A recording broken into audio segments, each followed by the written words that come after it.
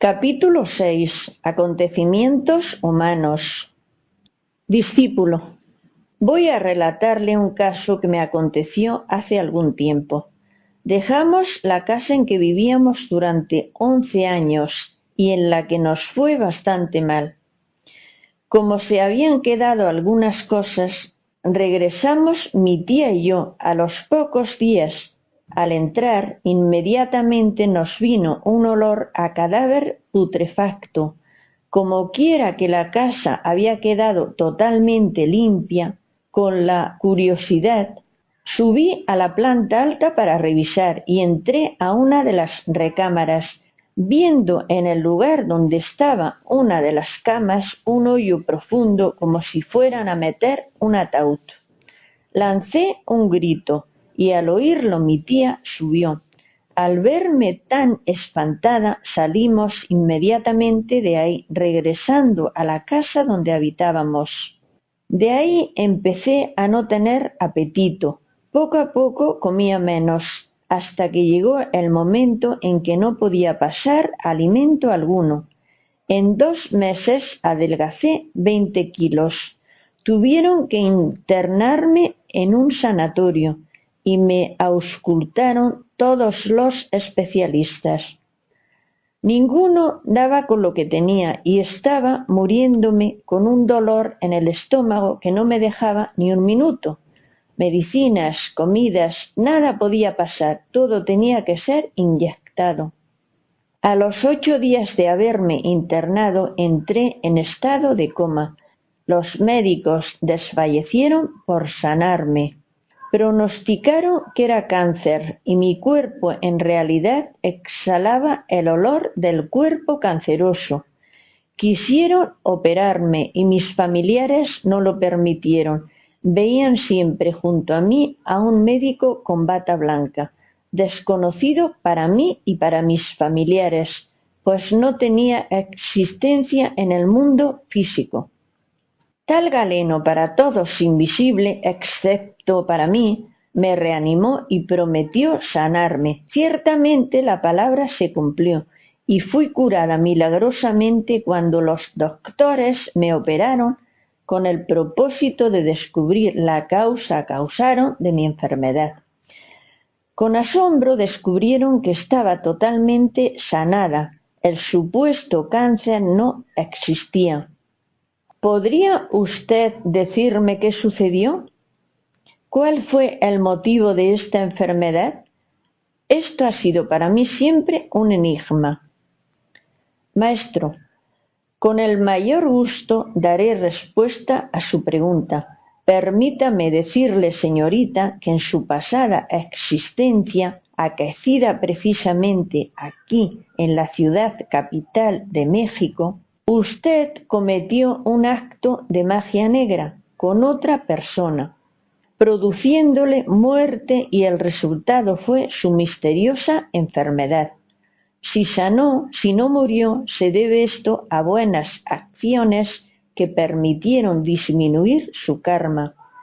Fue asistida ciertamente por un médico invisible y de ello usted debe de estar inmensamente agradecida. Discípulo. Del primer matrimonio de mi padre fuimos 3. Cuando mi hermano mayor contaba con 1 año, se lo quitaron a mi madre.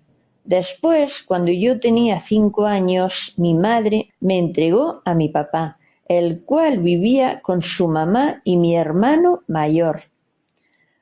Durante toda mi niñez nunca tuve el cariño de ninguno de ellos, pues como mi abuelita me odiaba tanto, ellos, por no contrariarla, no me hacían caso. De mi madre nunca supe si vivía, hasta que tuve 15 años. Ella sí me dio cariño hasta que murió hace 10 años. Quisiera que usted me dijera por qué no he podido alcanzar la felicidad y el amor de un hombre, y a qué se debió el odio tan grande por parte de mi abuela. Maestro, dele usted vuelta a la medalla de su relato y tendrá la respuesta. Es obvio que todos estos sucesos de su vida son una repetición de la pasada existencia, donde usted, en vez de ser la víctima, fue la victimaria. Aquellos que hoy le han proporcionado tantos dolores fueron en el pasado sus víctimas. Eso es todo. Recuerde que la ley del karma es el fiel balance de todos nuestros casos. No puede existir efecto sin causa ni causa sin efecto. Usted ha recogido las consecuencias de sus mismos actos. Si usted recordara su vida anterior o sus vidas anteriores, podría verificar la realidad de mis palabras. Discípulo, ¿podría usted explicarme por qué en la vida no encuentro un amor a pesar de desearlo mucho? Maestro, basados en la ley de acción y consecuencia, recogemos lo que sembramos. Por consecuencia lógica, vemos que usted sembró rayos y recogió tempestades. Discípulo, ¿quisiera usted relatarnos algún caso concreto de enfermedad por causa de malas acciones en vidas anteriores? Maestro, con el mayor gusto, en mi pasada reencarnación conocí el caso de un bandido que fue fusilado. Esto acaeció en un camino. Al bandolero se le llamaba con el apodo de Golondrino y cayó en manos de la justicia. Se le ató a un árbol y se le aplicó la pena máxima. Mucho después, aquel hombre renació en cuerpo femenino. Un día cualquiera, sus parientes me solicitaron ayuda. Una señorita muy distinguida, dentro de la cual estaba encarnada el alma del golondrino, echaba espuma por la boca, se retorcía horriblemente y gritaba llena de espanto, pronunciando frases como las siguientes: «Ya viene la policía por mí, dicen que soy un ladrón, un salteador de caminos, me tienen atado a este árbol y me van a fusilar». Estas últimas palabras iban siempre acompañadas de movimientos en las manos y de esfuerzos como si quisiese desatar lazos invisibles, extrañas cuerdas. Nuestras investigaciones nos permitieron saber el caso concreto. Se trataba, pues, de una repetición mental del episodio final en la vida anterior de esta alma que ahora estaba encarnada en cuerpo de mujer. Los psiquiatras fracasaron rotundamente, no lograron la curación. Nosotros tuvimos que apelar a ciertas conjuraciones mágicas y el resultado fue asombroso. La enferma sanó radicalmente. No hay duda de que fuimos asistidos por el poder divino del Espíritu Santo. Discípulo, vivíamos en una casa con el número 13 en la puerta y éramos 13 de familia. Durante 11 años en esa casa no hubo más que enfermedades y miseria. ¿Podría usted decirnos a qué se debió esto? Maestro, con el mayor placer responderé a su pregunta, distinguida señorita. Recuerde usted el viaje de la nave cósmica Apolo 13. Fue un fracaso completo. Se aplazó el plan de la conquista del espacio por los Estados Unidos. Estuvieron a punto de perecer sus 3 tripulantes, etc. Me viene a la memoria en estos instantes el recuerdo en una noche de Año Nuevo. 13 personas nos hallábamos reunidas alrededor de una mesa. Fue entonces cuando en pleno banquete dije a los invitados: «Uno de los 13 que estamos aquí reunidos morirá muy pronto». Tal profecía se cumplió algunos meses después, cuando falleció ciertamente uno de aquellos invitados. No se extrañe, pues, por el fatídico 13, tal número es muerte, fatalidad, tragedia, dolor. Empero también trae el 13 nuevas situaciones, pues la muerte y la vida se hallan íntimamente relacionadas. Es claro que ustedes están pagando espantoso karma. Eso es todo. Discípulo: ¿podría usted decirme por qué siempre he fracasado en el amor? Cuando he estado a punto de alcanzar la felicidad, se me escapa de la mano. Aun a pesar de que siempre dicen que me quieren, se alejan de mí para casarse con otra. Maestro: con el mayor gusto responderé a su pregunta, distinguida dama. Es claro que su problema no podría ser debidamente comprendido si ignoramos la ley del eterno retorno. Todos los casos son una repetición incesante de las distintas vidas pasadas. Todo ser humano en el pasado ha contraído diversos matrimonios, ha establecido relaciones sexuales con otras personas, etc. El resultado de tales asociaciones conyugales puede ser buena, mala o indiferente. Si nos hemos portado mal con determinado cónyuge, en una nueva vida se establece el reencuentro con sus consecuencias: fracasos matrimoniales, frustración de bodas, ruptura de relaciones amorosas, etc. Lo más grave de todo esto es la separación legal obligada por tal o cual motivo, y sobre todo cuando hay amor. Fin del capítulo 6.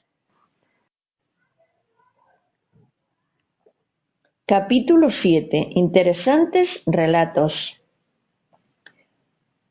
Discípulo: una noche de abril de 1968, estando profundamente dormido, escuché gritos y ruidos como de gente que quebraba vidrios y peleaba en la calle. Temiendo que quebrasen un vidrio de mi automóvil, el cual se quedaba en la calle, me levanté, tomé unas pantuflas y los pantalones y me fui por el pasillo. Atravesé la estancia y me asomé por la ventana, levantando la cortina, y descubrí con sorpresa que no había gente ni ruidos, y en cambio había paz y tranquilidad, iluminación plena de la calle, y mi coche en perfecto estado. Pensando en que había sido producto de una ilusión o pesadilla, regresé nuevamente por el pasillo hasta la puerta de la recámara, y al abrir ésta y penetrar unos cuantos pasos, me quedé estupefacto al verme en la cama, profundamente dormido junto a mi esposa, con los brazos fuera de las cobijas, la pierna izquierda totalmente destapada y la cara recostada del lado izquierdo. Al ver esta escena me entró un terrible pavor y me sentí atraído hacia mi cuerpo, como si éste tuviera imán. Desperté muy sobresaltado, con fuertes latidos de corazón y un sudor frío en todo el cuerpo. ¿Puede usted decirme qué fue lo que realmente sucedió? Maestro: en este caso concreto hubo lo que se llama un desdoblamiento. Su alma estaba ausente del cuerpo físico. Es claro que durante el sueño normal, común y corriente, toda alma sale del cuerpo y deambula por ahí y va a distintos lugares, regresando luego a su cuerpo físico en el instante preciso del despertar. Precisamente el estado de vigilia viene cuando el alma entra otra vez a su cuerpo de carne y hueso. Lo interesante de su caso fue que al regresar su alma a la recámara, pudo ver su cuerpo físico dormido en la cama. Lo vio usted en la misma forma en que puede ver una mesa o el automóvil para conducirlo.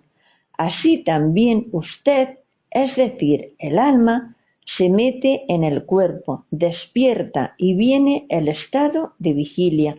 Eso fue lo que le sucedió. Discípulo. En el año 1958, después de regresar de una función de cine, me encontré con la novedad de que en la casa estaba toda la familia preocupadísima por la desaparición de una tía que había salido desde temprano a la calle, dejando a sus niños solos en la casa, 4 de 3 a 6 años, los cuales estaban llorando de miedo y hambre. Los familiares habían ido a varias partes a buscarla y todo había sido inútil. Entonces se organizaron para irla a buscar y preguntar por ella. A mí me tocó quedarme en casa. Cerca de las 3 de la mañana desperté sobresaltado y vi la pieza totalmente oscura. Pero de pronto se empezó a iluminar una figura ovalada en el centro de la habitación. Se dirigió a la cama, llegó hasta el borde y levantó la tela del mosquitero. Sentí como que se sentó un cuerpo a orilla de la cama y tomó totalmente la figura de mi tía, a quien andaban buscando, diciéndome en voz alta lo siguiente: «Hijito, no te asustes, soy tu tía y te vengo a avisar que ya estoy muerta y quiero que les avises dónde pueden encontrar mi cadáver. Localiza a tu tío y dile que me busquen en la delegación X. Te pido mucho que cuiden y recen por mis hijos». Se levantó bajo la tela del mosquitero y desapareció. Al día siguiente hice lo que me dijo. Nadie me creía hasta que se convencieron de que efectivamente en esa delegación estaba su cadáver deforme, porque murió en un baño de vapor. ¿Cómo fue posible que después de muerta una persona dé datos para la localización de su cadáver y pida por sus hijos? Maestro, después de la muerte del cuerpo físico, el alma vive en las dimensiones superiores de la naturaleza y del cosmos. Esto ya lo dijimos en un capítulo aparte. Pero de todas maneras lo repetimos. Es claro que esa alma necesitaba informarte sobre su muerte. Era necesario ese informe. Tenía hijos y debía cumplir con su deber. En este caso no hay duda de que esa alma fue ayudada por las leyes superiores y se le permitió entrar en este mundo de 3 dimensiones en el cual vivimos, para darte una información completa, para decirte dónde estaba su cadáver, hecho que fue debidamente comprobado, pues el cuerpo fue hallado exactamente en el lugar donde ella dijo que estaba, en una delegación de policía. Hechos son hechos y tenemos que rendirnos ante ellos. Discípulo. Estando en una reunión gnóstica, una persona se me acercó a rogar que pidiera por la salud de su madre, quien prácticamente estaba desahuciada. Le prometí hacer todo lo posible por su curación. Después pedí al ángel Adonai que me ayudara, y me imaginé en la casa de la señora, simpática ancianita a quien yo encontraba acostada en su lecho, y que al verme sonreía alegremente. Se sentaba y le ponía mi mano derecha en la frente y mi izquierda tocándome el corazón. Me concentré fuertemente en el Maestro Jesús para que me ayudara. Vi cómo se restablecía y sonriente ella me acompañaba hasta la puerta de su casa. En la siguiente reunión, la persona que me había pedido la ayuda, casi con lágrimas en los ojos, vino a darme las gracias y decirme que su madre se había restablecido y que me mandaba saludos porque me había visto. ¿Cómo es posible que dos personas únicamente con fe hayan logrado una curación casi milagrosa? Maestro: amigo mío, la fe obra milagros. El divino Maestro Jesús dijo: tened fe como un grano de mostaza y moveréis montañas.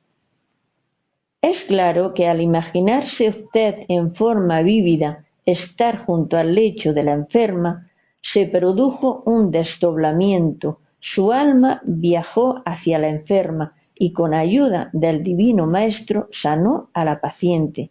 No se extrañe pues de que lo hayan visto. Cuando el alma se desdobla se hace muchas veces visible, aun en remotas distancias. ¿No ha oído usted hablar de santos que hicieron lo mismo? Que durante la oración en estado de éxtasis se les vio en otros lugares, sanando enfermos. Discípulo: a otra de las reuniones en que se hacía curación llegó una señora aproximadamente de unos 60 años, quien traía una herida muy profunda de cuchillo en sus brazos y que mostró a todos los asistentes. Después el maestro hizo conjuraciones y todos pronunciamos las palabras que él decía. Posteriormente la hizo sentar. En la siguiente reunión nos mostró nuevamente los brazos y ya casi estaba curada la herida. Se hizo la misma operación y en la tercera ocasión nos mostró los brazos, viendo con sorpresa que ya no había ni cicatriz en donde antes había verdaderas tajadas de carne. ¿Qué fue lo que ocurrió para que esta persona curara tan perfecta y rápidamente? Maestro: entiendo que usted me está hablando de reuniones gnósticas. Ciertamente son muy interesantes esas asambleas. Recuerde usted que los primitivos cristianos fueron gnósticos y que realizaban curaciones maravillosas. No se extrañe pues de que en esas reuniones, bajo la dirección del maestro que instruye a la congregación, se haya realizado otro milagro semejante. Los gnósticos invocan a los seres divinos que viven en el mundo invisible para que realicen curaciones de esta clase. No hay duda de que esto fue lo que sucedió y la paciente sanó radicalmente. Discípulo: alrededor del año 1962, aproximadamente por el mes de noviembre, días en que yo apenas empezaba a asistir a las conferencias gnósticas, se presentó un señor de aspecto raro que reflejaba preocupación y tenía una mirada vaga y misteriosa. Pidió se le ayudara a sacarle entidades tenebrosas de su cuerpo que le estaban dañando y le habían producido una hinchazón en las piernas, las cuales nos mostró. El maestro accedió y pronunció la conjuración de los 7. Dio unos pases magnéticos, comenzando el individuo a retorcerse y a dar gritos, aullidos y quejarse como si sintiera inmensos dolores, al mismo tiempo que hacía gesticulaciones y movimientos, como si algo saliese de él. Después empezó a sentirse un fuerte olor nauseabundo. Posteriormente hubo una pausa en que parecía haber descansado. El maestro dio 3 palmadas, incorporándose el hombre, diciendo que no se acordaba de nada. En 3 sesiones tenía las piernas perfectamente bien y no se quejaba más de las famosas entidades. ¿Podría explicarme qué fue lo que pasó y cómo fue posible su curación? Maestro: estos son los casos de posesos de que habla el Evangelio crístico. Jesús ponía la mano sobre los posesos y ordenaba a los demonios salir fuera de ellos, y es claro que éstos obedecían. Los apóstoles también recibieron ese poder. Jesús les confirió tal autoridad, y pudieron exorcizar a los demonios y arrojarlos fuera de los cuerpos de los pacientes para que sanasen. Así pues, el caso que usted me cuenta no es el único. Las enfermedades son producidas precisamente por las entidades tenebrosas que se meten dentro del cuerpo de los enfermos. Muchas tribus indígenas de América conocen estos misterios. Sé del caso de muchos sacerdotes indígenas que antes de curar a sus enfermos los exorcizan con el sano propósito de eliminar las entidades tenebrosas que causan la enfermedad. Si nuestros médicos siguieran el ejemplo de esos curanderos indígenas, es obvio que realizarían maravillas en el terreno de la medicina. El caso concreto que usted me cita es apenas normal. Se exorcizó al enfermo y éste sanó, eso es todo. No olvide que la ruda y la salvia son plantas maravillosas que se pueden usar como sahumerios en los exorcismos. Fin del capítulo 7. Capítulo 8. El desdoblamiento. Discípulo: ¿qué es el desdoblamiento? Maestro: ¿ignora usted realmente lo que es el desdoblamiento? Entiendo muy bien, señorita, que su pregunta es sincera. El desdoblamiento es sumamente simple y sencillo. Es un fenómeno natural como el comer, el beber, etcétera, etcétera. Es claro que cuando el cuerpo físico está adormitándose, el alma se sale de éste y viaja por todas partes.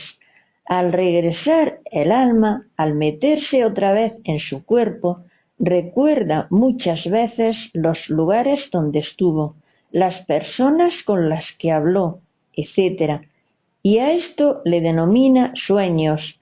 Tal es realmente el desdoblamiento. Discípulo: ¿esto solo puede hacerse en sueños o también a voluntad?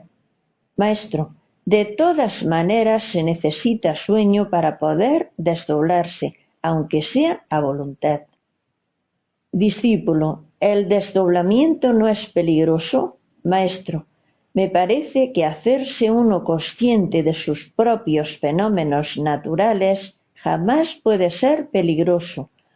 Uno debe hacerse consciente de los alimentos que come, de lo que bebe, del estado en que se encuentra su salud y también del proceso del desdoblamiento que ocurre en toda criatura viviente.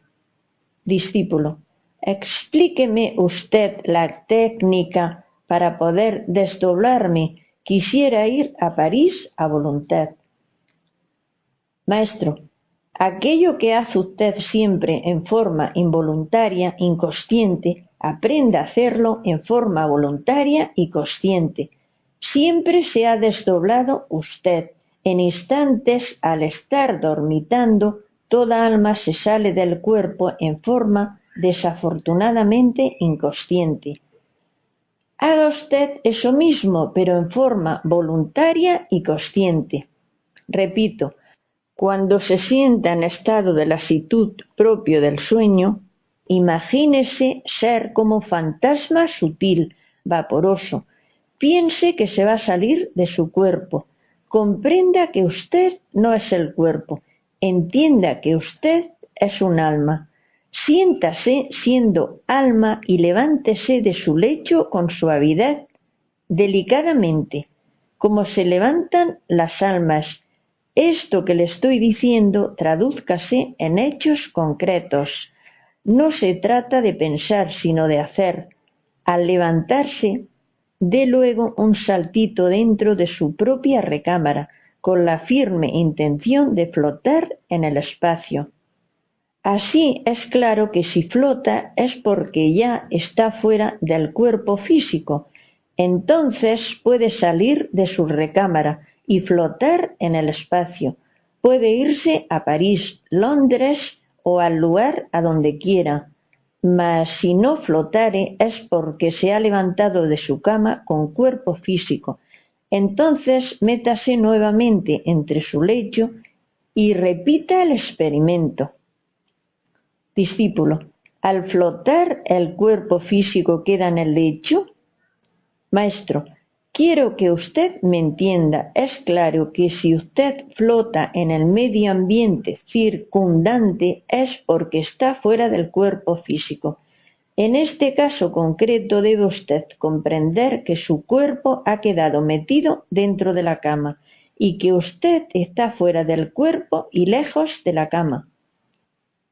Discípulo: cuando uno siente flotar, ¿debe pensar que viaja a un lugar determinado?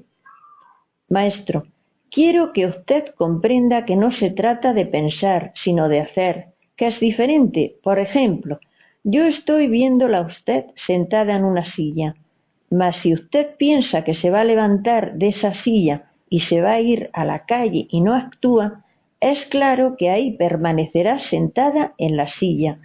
Acción es lo que se necesita. ¿Me ha entendido? Discípulo: eso es lo que me gusta de la gnosis, que todo lo que no entiendo me lo explican claramente. Maestro: eso es claro. A nosotros nos gusta la exactitud en todo, la precisión. Discípulo: ¿puede contarme algún caso concreto de desdoblamiento a voluntad? Maestro: con el mayor placer, distinguida señorita, voy a relatarle un caso personal. Quiero contarle a usted mi primer desdoblamiento. Era yo muy joven todavía cuando resolví desdoblarme a voluntad. Recuerdo claramente que entonces puse mucha atención en el proceso del sueño. Y cuando ya me sentí dormitando en ese estado de transición que existe entre vigilia y sueño, actué inteligentemente. Yo no me puse a pensar en que me iba a desdoblar, porque es obvio que me hubiera quedado pensando y no hubiera realizado el anhelado experimento. Repito, actué, me levanté con gran suavidad de mi propio lecho, y al hacerlo se produjo una separación muy natural entre el alma y el cuerpo. El alma quedó afuera y el cuerpo quedó en la cama dormido. Salí de mi casa a la calle en forma espontánea y clara, y luego caminé por una calle solitaria, deteniéndome en la esquina siguiente de la calle. Reflexioné por unos instantes sobre el lugar a donde debería dirigirme. Resolví marcharme a Europa. Es ostensible que tuve que viajar por encima de las aguas del Atlántico, flotando maravillosamente en el espacio luminoso. Me sentí lleno de una dicha inconcebible para los seres humanos y al fin llegué a la ciudad de París. Caminando, o mejor dicho, flotando en esa atmósfera luminosa, sentí instintivamente la necesidad de entrar en una casa. No me pesa haber penetrado en cierta mansión. Lo curioso del caso fue el encuentro con un iniciado que había conocido en antiguas reencarnaciones. Él también estaba fuera del cuerpo. Pude evidenciar ciertamente que su cuerpo yacía dormido entre la cama. Junto a él vi a una mujer y dos niños que también dormían. Entendí que se trataba de su esposa y de sus hijos. Saludé cariñosamente a mi amigo y al alma de su esposa, que estaba también fuera del cuerpo. No está de más decir que, como los niños aquellos dormían, sus almas estaban afuera. Trataron de asustarse aquellas almas infantiles con mi inusitada presencia. Comprendí la necesidad de retirarme para evitar que tales almas espantadas regresaran a sus respectivos cuerpos. Es incuestionable que si esto hubiera sucedido, los niños hubieran llorado entre la cama y el llanto habría despertado a mi amigo y a su esposa. entonces el diálogo se habría suspendido. Tanto el alma de mi amigo como la de su esposa se hubieran visto obligadas a penetrar en sus respectivos cuerpos de carne y hueso. Todo esto comprendí en milésimas de segundo, y para evitar precisamente este problema propuse a mi amigo abandonar la casa para salir conmigo a dar una vuelta por las calles de París. Grande fue mi alegría cuando él aceptó. Nos fuimos juntos por las afueras de aquella gran ciudad, y hasta le aconsejé volver al camino entrando en la senda de la luz. Por último, le propuse visitar un templo maravilloso que existe en Alemania. Mi amigo declinó tal invitación diciéndome que no podía hacer eso porque debía concentrar su atención en los problemas de la vida práctica, puesto que tenía mujer, hijos, etcétera, etcétera. Me despedí de aquel iniciado y, suspendiéndome en la atmósfera, pasé por encima de unas grandes murallas y luego me fui por una carretera, por un camino serpentino lleno de curvas, hasta que llegué a un templo maravilloso. Frente a tal santuario vi a muchas almas de distintas nacionalidades, gentes que durante las horas del sueño se escapan de su cuerpo denso para llegar hasta aquí. Todas esas gentes reunidas en distintos grupos platicaban entre sí, hablaban del cosmos, de las leyes, de las reencarnaciones y del karma, de los misterios de la vida y de la muerte, etc. Busqué entre tales grupos a cierto amigo, hábil en el desdoblamiento, mas no lo hallé. Entonces me acerqué hasta el umbral del templo y vi un jardín exquisito con flores deliciosas que exhalaban un perfume embriagador. En el fondo se destacaba la silueta de un templo espléndido, iluminado por los esplendores de las estrellas. Quise entrar, mas el guardián intervino diciéndome: «Este es el templo de la sabiduría, retírate, todavía no es tiempo». Obedeciendo las órdenes, me retiré a cierta distancia sin alejarme demasiado del umbral. Entonces me miré a mí mismo, observé mis manos y mis pies espirituales, y hasta me permití el lujo de compararlos con las manos y los pies de ese cuerpo de carne y hueso que allá en la América Latina, en la tierra sagrada de los aztecas, había dejado dormido entre el lecho. Es evidente que todas estas comparaciones dieron por resultado que instantáneamente regresara a mi vehículo físico material que roncaba profundamente dormido entre la cama. Entonces desperté sobresaltado, diciéndome: «Estuve en el templo de la sabiduría, qué dicha, qué felicidad». Todavía hoy no puedo olvidar aquella luz tan blanca, tan inmaculada, que resplandecía en aquel santuario. Ciertamente esa luz no parecía de ninguna lámpara física, salía de todas partes y no hacía sombra de ninguna especie.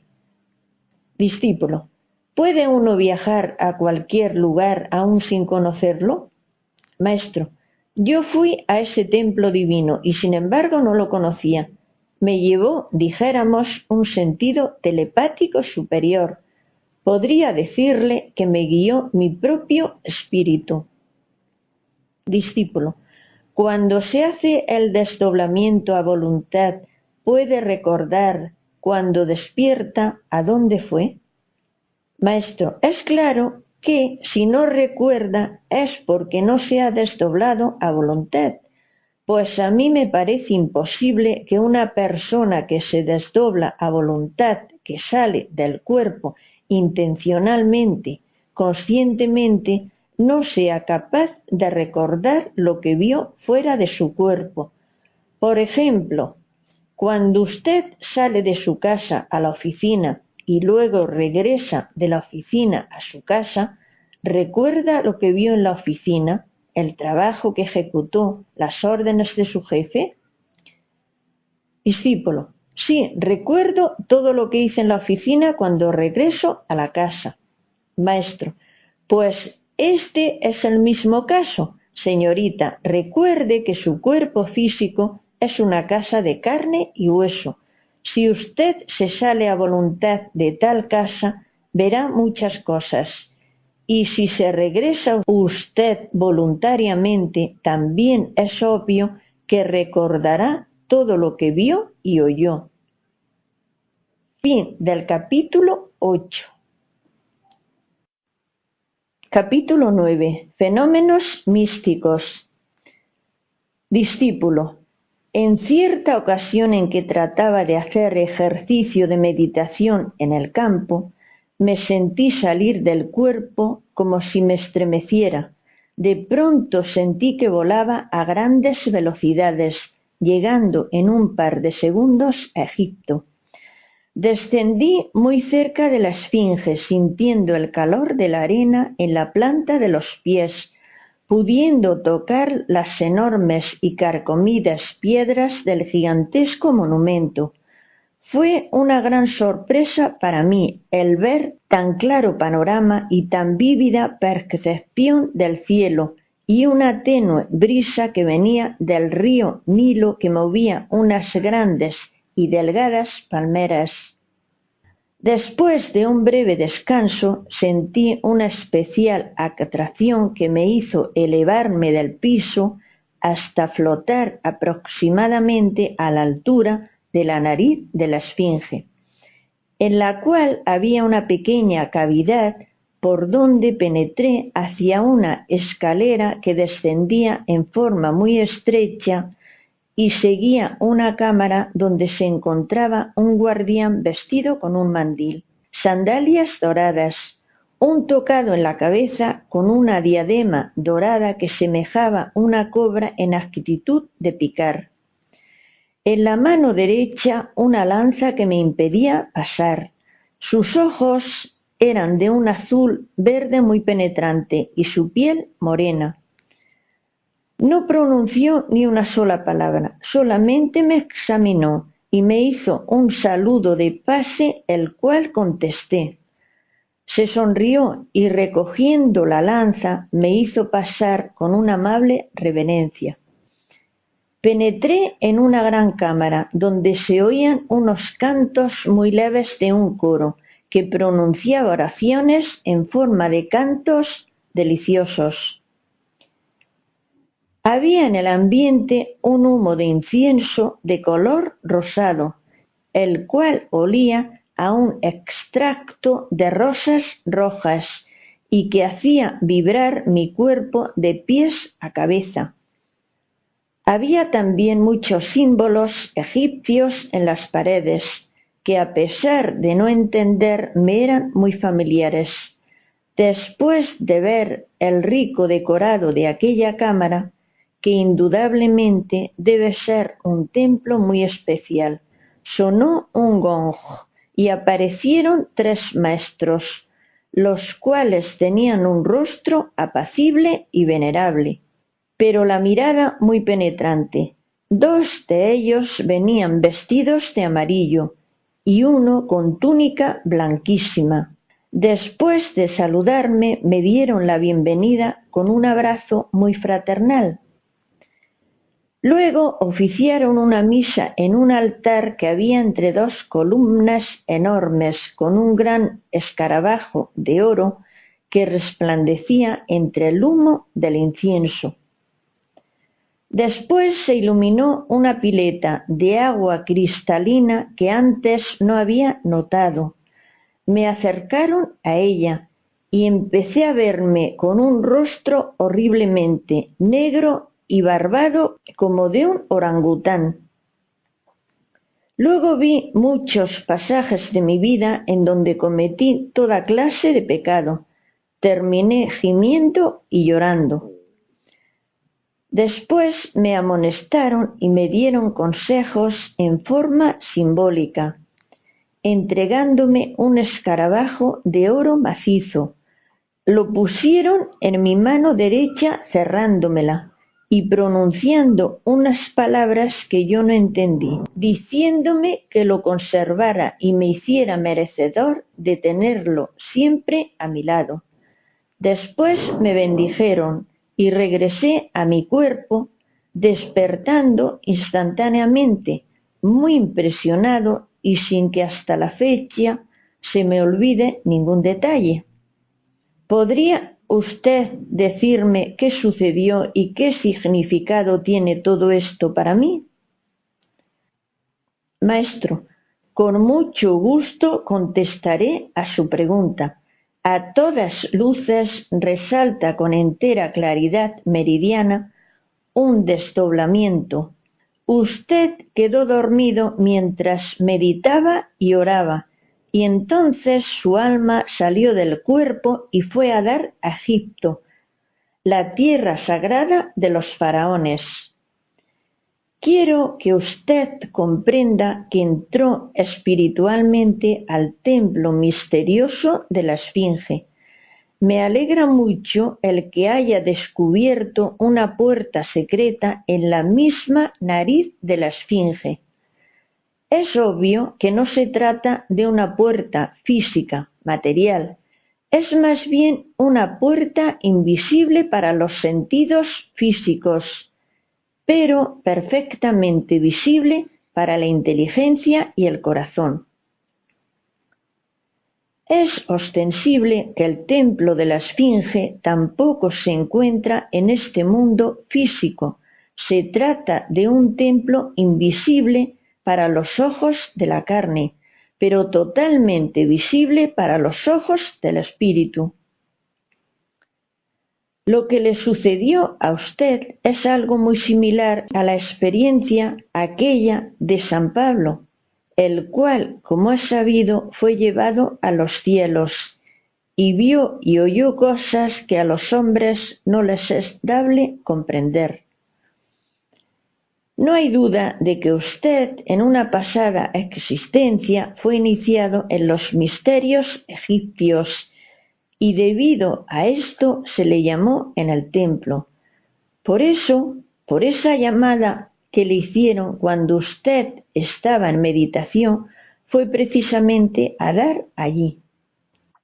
Asistió usted espiritualmente a un ritual egipcio, vio y oyó a los sacerdotes del templo, escuchó sublimes cánticos y vio en el agua a su yo pecador y a todos esos delitos que usted ha cometido.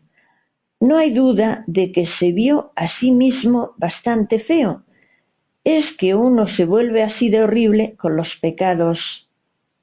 Le entregaron un escarabajo sagrado de oro puro, símbolo maravilloso del alma santificada. Eso es todo. Espero que usted, caballero, me haya comprendido. Es indispensable que se resuelva a seguir el camino de la santidad, que se arrepienta de todos sus errores. Discípulo, en otra ocasión en que hacía ejercicios de meditación en pleno bosque en las cercanías de la población de Cuernavaca, México, junto a un amigo espiritual de mucha sabiduría, a quien estimo como a un padre, tuve la siguiente experiencia. Nos sentamos ambos en posición yoga conocida como flor de loto e hicimos unos ejercicios de respiración. Después entramos en silencio y meditación. Inmediatamente me sentí transportado a las cordilleras de los montes Himalayas, más bien en el área del Tíbet. En el lugar hacía un tremendo frío y se escuchaba el agudo aullar de los vientos. Veía también algunos soldados chinos, armados, rodando por esos inhóspitos lugares. Llegué a una planicie un tanto nublada, donde se descubría poco a poco una majestuosa construcción amurallada, la cual tenía un enorme portón de madera sujeto con clavos de hierro forjado, hacía siglos atrás. En esta ocasión custodiada estaba la entrada por 2 soldados de tipo tibetano, que al acercarme me marcaron el alto y me dijeron que esperara un momento a que consultaran si tenía derecho a pasar o no. Instantes después recibieron un mensaje y se oyó el rechinar de las bisagras del enorme portón, diciéndome que pasara. A primera vista me pareció una ciudad celestial y a la vez espectacular, ya que resplandecía la blancura del mármol y los deliciosos jardines con flores de una belleza indescriptible y arbustos de tonalidades verdes y amarillas nunca vistas en la tierra. Caminé por unas amplias escaleras que tenían barandales con columnas torneadas en bellas figuras de mármol y que me condujeron a una plazoleta que tenía fuente de agua cristalina y vaporosa. Era pequeña y tenía en el centro un hermoso niño que vertía un cántaro de agua que nunca se acababa. Luego tomé hacia la derecha, dirigiéndome hacia un portal de un edificio alargado horizontalmente, que tenía 7 columnas de mármol bellamente decoradas. Al estar observando el pasillo se empezaron a escuchar coros angelicales que trajeron consigo a una figura que destellaba luminosidad y respeto, nada menos que la figura del Maestro Jesús, el Cristo, a quien al verlo sentí desfallecer. Me miró fijamente y en su rostro se dibujó una sonrisa de amor y fraternidad. Acto seguido se acercó a mí y puso su mano derecha sobre mi frente, pronunciando las siguientes palabras: «Id y enseñad a todas las naciones que yo estaré con vosotros». Después caminamos por otros pasillos y nos encontramos a otros grandes maestros, entre los cuales reconocí al maestro Samael Aun Weor, a quien llamó en voz alta y le recomendó se hiciera cargo de vigilar e instruir a mi humilde persona.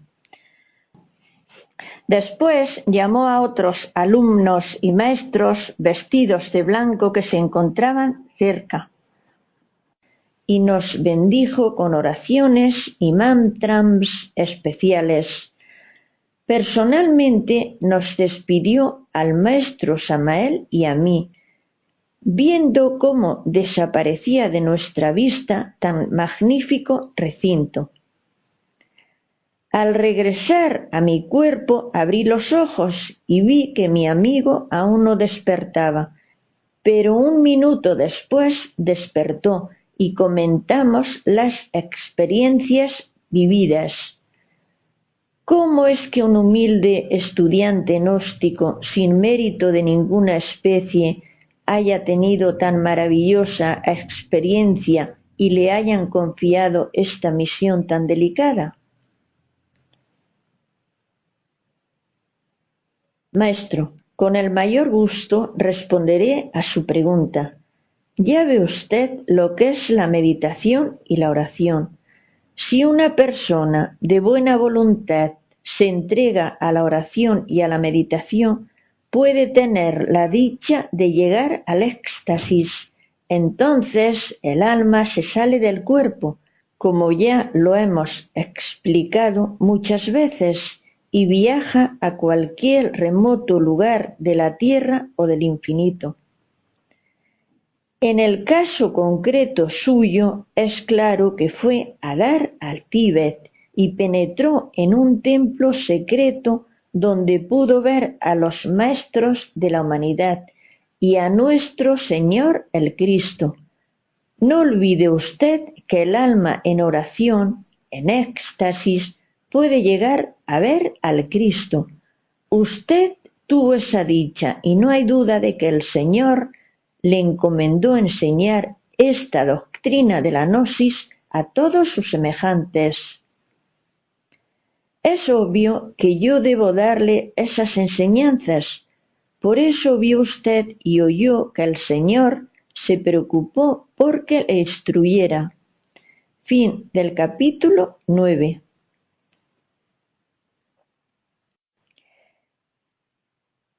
Capítulo 10. Experiencias místicas de un neófito. Discípulo. En una de las prácticas de desdoblamiento, una noche del año 1966, logré salir conscientemente de mi cuerpo y sentir una liberación muy especial, ya que mi ser sentía alegría indescriptible y volé como un pájaro hasta otro planeta para mí desconocido, pero que tenía mucho parecido con la Tierra, ya que veía enormes y verdes bosques poblados de pinos y una cabaña de troncos en la que había algunas gentes haciéndome señas.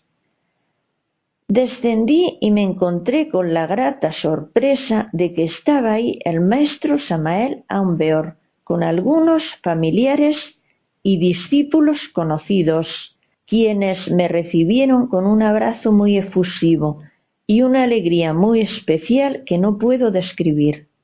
Luego el maestro me invitó a caminar por el bosque hasta llegar a un puente de piedra, donde me explicó que ese planeta era la Luna en pasadas épocas, cuando había habitantes, animales y vegetación, y que era la antigua Tierra Luna o Tierra Madre Luna, y me enseñó ríos, montañas y grandes mares.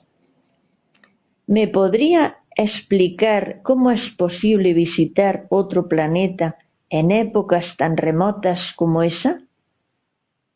Maestro, ya ve usted, distinguido caballero, lo que es el desdoblamiento.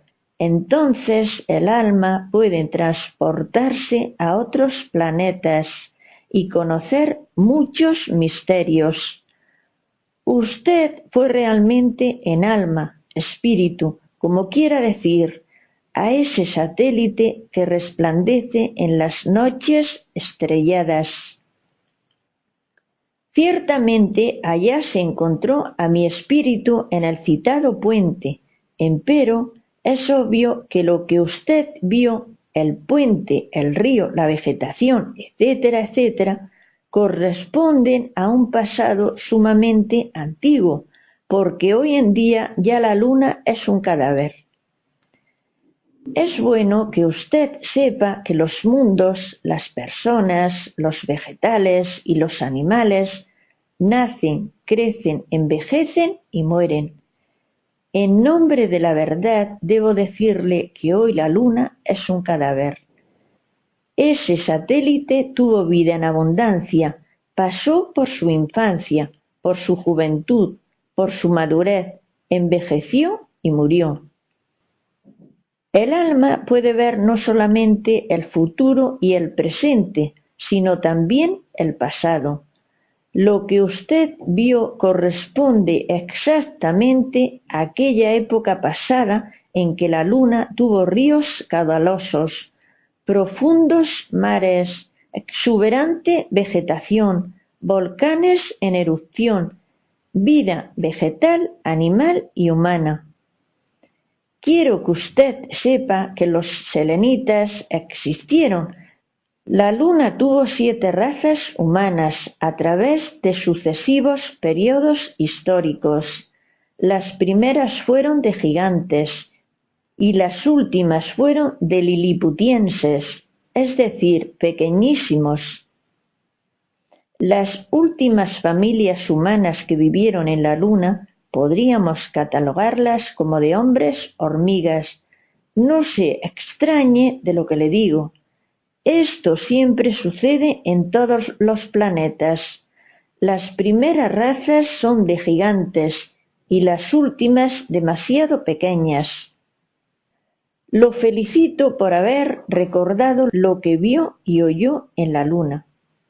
Discípulo: en el mes de julio de 1969, teniendo la oportunidad de visitar una población del estado de Hidalgo en compañía del maestro Samael Aumbeor, su familia, un amigo, otro discípulo y un humilde servidor, partimos en automóvil en una tarde muy lluviosa y algo fría a una zona arqueológica, pensando nosotros en que no iba a ser posible visitar el lugar propuesto, ya que en la carretera llovía fuertemente y apenas había visibilidad.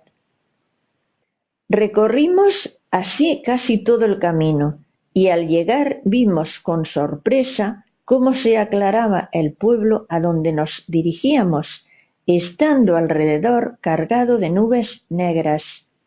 No obstante, pudimos visitar la zona arqueológica prácticamente en su totalidad.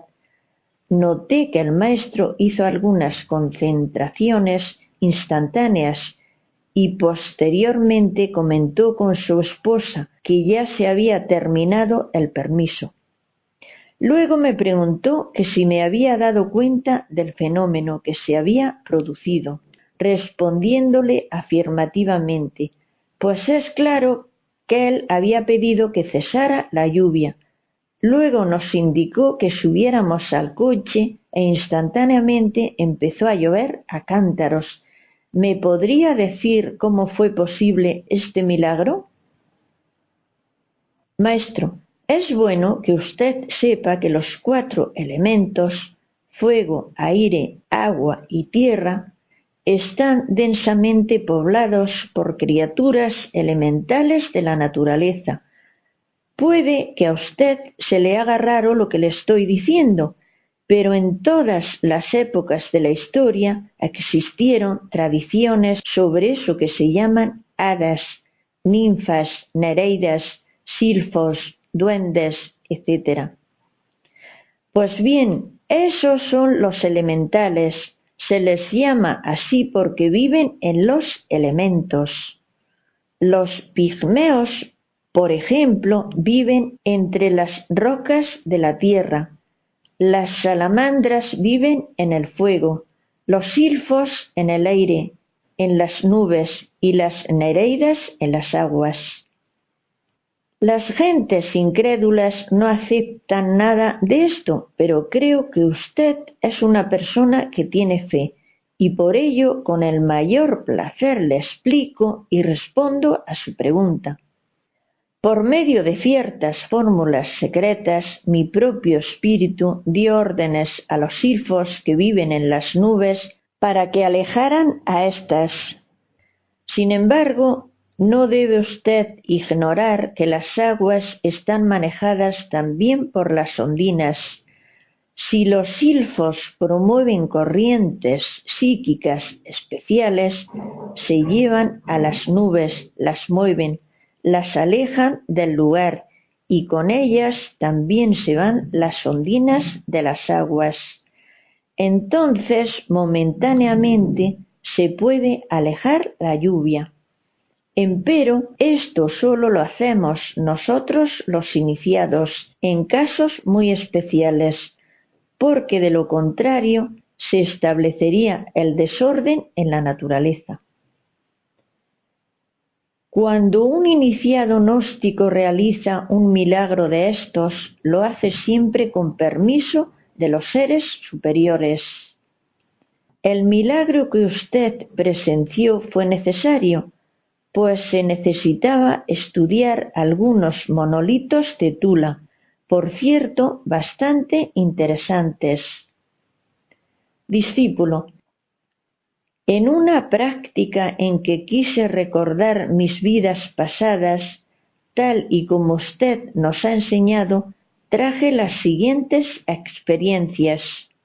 Me vi en las pirámides de Teotihuacán, en la época de los aztecas, donde se encuentra la ciudadela. Había una gran multitud que hacía grandes aclamaciones y vociferaciones, pues en toda la avenida de los Muertos había gente del pueblo, soldados y políticos ricamente ataviados con penachos, brazaletes, sandalias y ornamentos de oro y pedrería. Por esta avenida caminábamos varios prisioneros atados de manos y cuellos, rodeados por varios soldados vestidos de caballeros tigres y águilas, que nos llevaron al pie de la pirámide del Sol, donde había una gran fogata. Al llegar a la plataforma nos formaron. Un sacerdote hizo señal y todos callaron. Entonces comenzaron a sonar las chirimías y los teponaztlis. Después vinieron doncellas bailando danzas de una fastuosidad indescriptible. Al terminar las danzas vinieron 12 ancianos que hicieron una especie de corte marcial y nos juzgaron. Posteriormente nos vendaron los ojos, haciéndonos subir los escalones de la pirámide. Por cierto que algunos resbalaron y cayeron, ya que escuchamos el ruido y los gritos de dolor. Recuerdo que sentía los escalones estrechos, que apenas penetraba la mitad del pie. Al llegar a la parte superior hubo oraciones, invocaciones y ofertorios, y fuimos sacrificados al dios Huitzilopochtli. ¿Me podría explicar qué sucedió? ¿Es esa reencarnación o retorno? Maestro, usted en meditación quiso recordar sus vidas pasadas, se adormeció un poco y entonces su alma salió del cuerpo de carne y hueso. Después vinieron las distintas escenas, recuerdos de un pasado.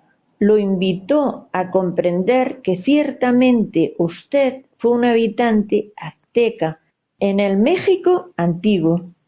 Ya vio cómo se juzgaba a muchos delincuentes y después es obvio que se les sacrificaba a los dioses. Así pues, no todos los inmolados en el ara de los sacrificios humanos eran personas inocentes. Existieron en el México precolombino los sacrificios humanos. Fin del capítulo 10.